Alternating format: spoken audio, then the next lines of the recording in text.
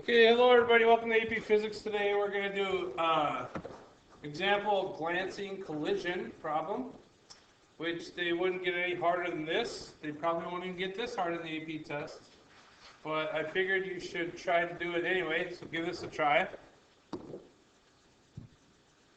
Okay, looks like many of you are having good luck with this, or you just know what you're doing. But the first thing you have to do is break everything into X and Y components. And then I would make a X sub-knot checklist and a Y sub-knot checklist. And then I can look at my X and Y needs in the end. And that's probably the easiest way to organize yourself. So then what you're going to want to do is just have all your X's together. So, and this, this is actually 90 is the kilogram meters per second. This one's actually 40 kilogram meters per second. Over here we have 50 kilogram meters per second. So let's just take all the X's first. So cosine 60, 50, cosine 30, 40, and then cosine 30, 90. And all those numbers then are, well, this one right here, let's change colors. I have 77.94. So I'm going to put that in right away. 77.94. And for this one here, I got 34.64. So I'm going to put that in, 34.64. So my total X sub naught then would be the addition of those, or 112.58 in the positive X direction. Okay? And then my Y's, this would be sine of 30 times 90, or 45. Okay, so I can put that in 45 upwards. And then I've got the sine of 30 times 40, or 20 downward. So my summation of the y's then is going to be 25 upwards. So that's my total initial momentum. I just have to make sure that is holding true over here. So for this one, the cosine is 60 times 50. I have 25 in that direction. And then here, so I can put that down right here, 25. So already I know that 25 minus 112.58 is going to be equal to 87.58 in this direction. So that's my missing Y, because that's what I had initially. This is what I have in the end, so I'm missing something. That's 87.58. So I can put that right here now. Part of my final answer, 87.58. Now I just have to find the Y stuff. So the cosine of 60 times 50 is going to be 43.3. So 43.3 up. So, and in the beginning I only had 25 up. So this time I'm going to have to subtract 25 from that. And that is going to be, that means I have 18.3 that must be going downward. Otherwise I'm not following the conservation. So I have 18.3. Then you can do a squared plus b squared equals c squared. And you get 89.47 inverse tangent gives us 11.8 degrees for that angle. and then you divide it by 3, you get your velocity, which, depending on how you round it, I got 29.82 meters per second. And that's at 11.8 degrees below the positive x-axis. Any questions? Okay, so we have a 10.5 gram bullet striking a block. That's 8.5 kilograms. Hanging on a rope 1.5 meters. Makes an angle of 7 degrees.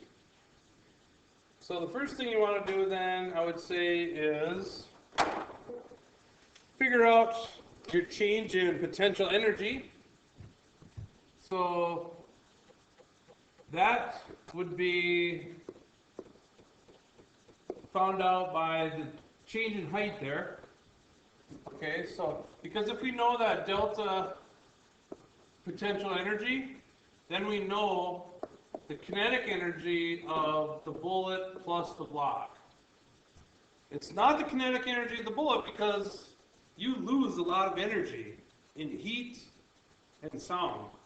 But we do know at least the kinetic energy of the bullet plus the block, and then through that we can use our momentum, figure out the velocity of the bullet, and then the kinetic energy of the block. The reason why we put these things on here is because kids always think there's a conservation of kinetic energy when there really isn't during a collision, unless it's elastic. So, mg delta h equals 1/2 mv squared. Masses cancel out. Velocity equals, since if we have velocity of this, that brings it up to this height, then we'll have the velocity of the block plus the bullet.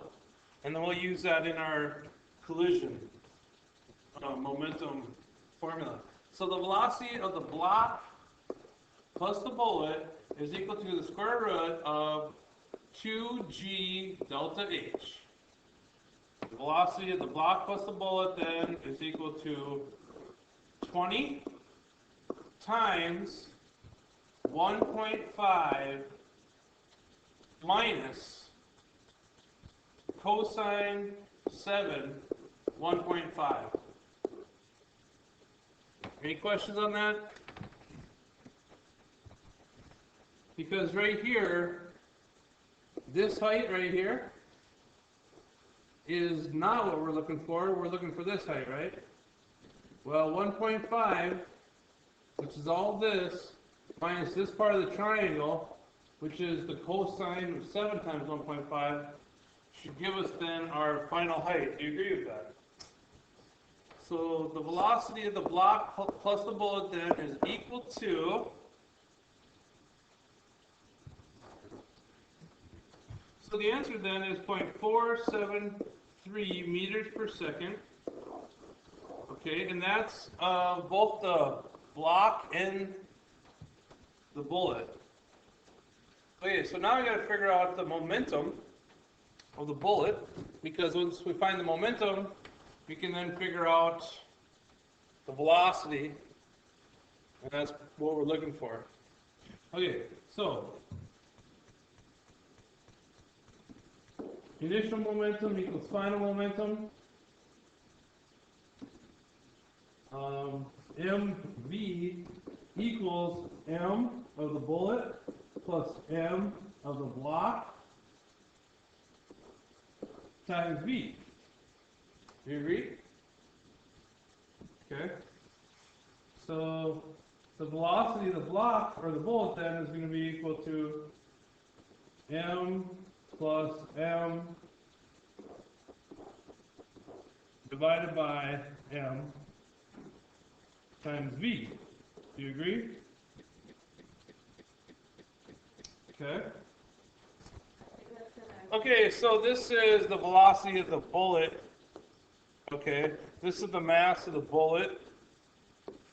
Okay, so if we just plug in our numbers, not to confuse us anymore, let's see, we go 1, 2, 3 per kilograms, right? So we got 0.0105 plus 8.5 divided by, well, Yeah, divided by 0.0105 times 0.473, we should get the velocity of the bullet.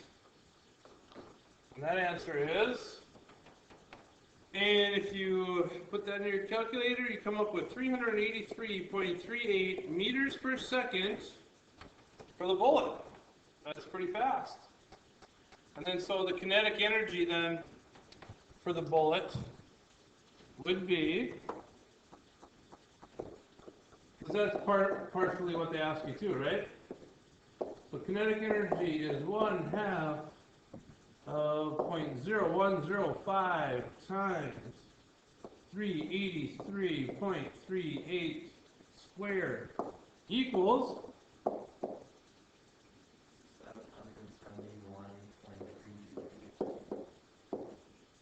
771.32 joules. Yeah. Okay, so we got a baseball coming in at 20 meters per second, and the baseball player strikes it, and it ends up leaving the bat at 22 meters per second in the opposite direction. And the question is, what's the impulse?